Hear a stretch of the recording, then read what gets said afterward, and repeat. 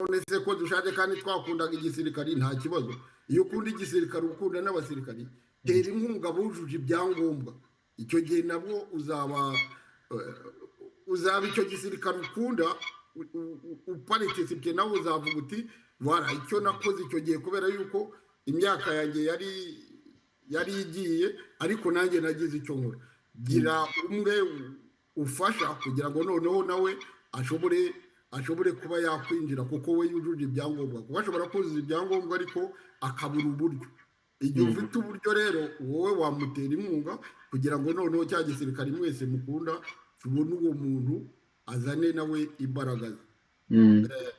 Ababaye rero abasirikare n'abari bo ubu ngubu, icyo nababwira ni uko igisirikare turi kubaka turi kugerageza gushyira kugira ngo tucyubake kugira ngo igihugu cyacu kizagira igisirikare kirinda abanyarwanda bose. Ndabwira rero babaye abasirikari kuko hari abaye abasirikari nabo bakuze nkanjye batagifite imbaraga kuko nanjye hari ibyo ubu ntakora. Icyo gihe ntabwo nabo bakagombye gucika intege ahubwo bagombye kugira abakiri batoya inama. Naho abakiri batoya kuko kandi barahari bagombye kumva yuko iyi proje nabo ari iyabo.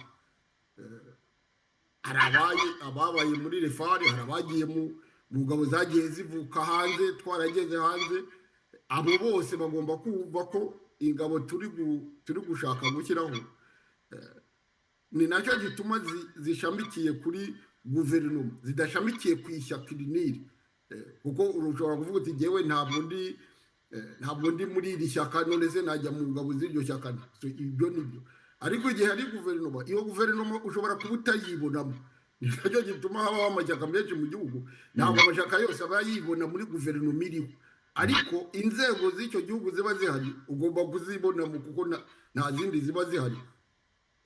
Doko ni ukuvuga yuko ubu ngubu turavuga ko izo ngabo zishingiye kuri guverinoma ikorera mu Rwanda mu buhungiro kuko niyo ihari. Ariko igihe kuko objectif dufite ni uko iyo guverinoma yazajya gukorera mu gihugu noneho n'izo ngabo zikajya kurinda icyo gihugu.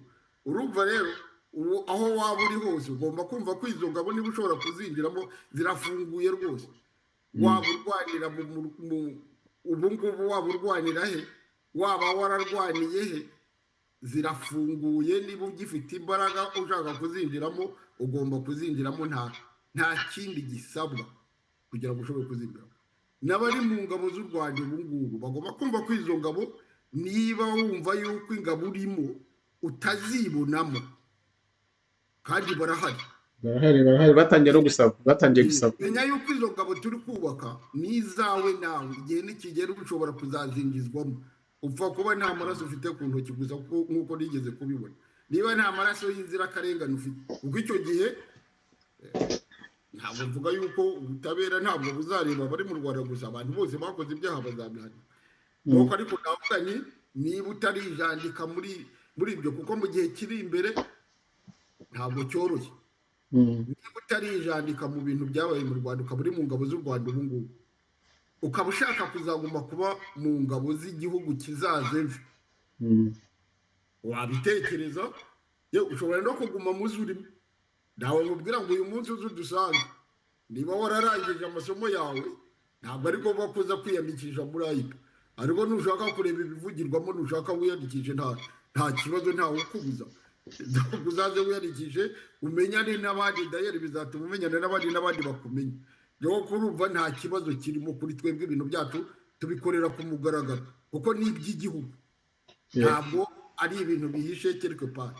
Rero nicyo nabwira rero abahoze mu ngabo, abazirimo, abazibaye mwiza arizo zose, ushaka kwinjira muri izi turi kubaka.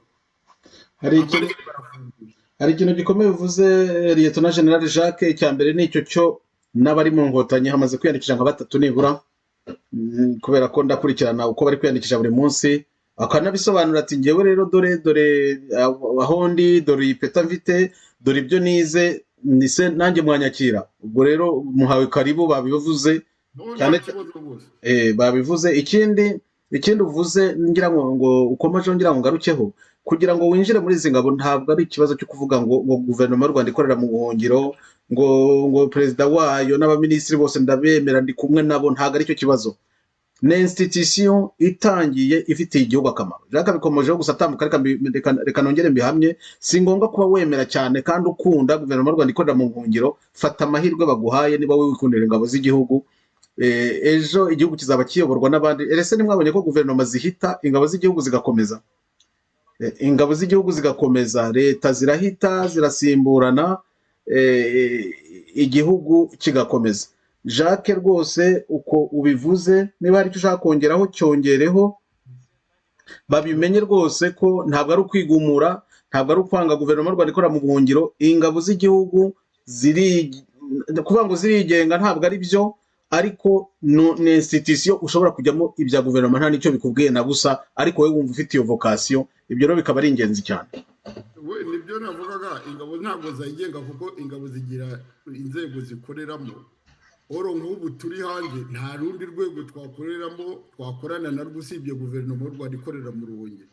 ariko umushinga dufite ni umushinga wo gushyiraho ingabo zizayobora, zizarinda igihugu, zikarinda abanyarwanda, zikarinda imbibi z'u Rwanda mu gihe kiri imbere, igihe ubutegetsi buri mu Rwanda ubu buzaba buvuyeho, cyangwa se zikazagira uruhare mu kubivanaho. doko nibyo turi gukora. ntabwo rero ari ukuvuga ngo ni ingabo za guverinoma y'u Rwanda ikora mu buhungiro gusa. niba utayemera ibyo birakureba, kuko na guverinoma iri mu Rwanda ubu ntabwo abantu bari mu Rwanda bose ntibayemera. N'abasirikare n'ingabo z'igihugu atari ingabo zirinze igihugu. ibyo nabibwira nabyo, kuko wari uvuze uti wabwira iki abanyarwanda nabo badukurikiye. hari abari mu Rwanda, hari abari hanze, hari abari mu mashyaka atandukanye.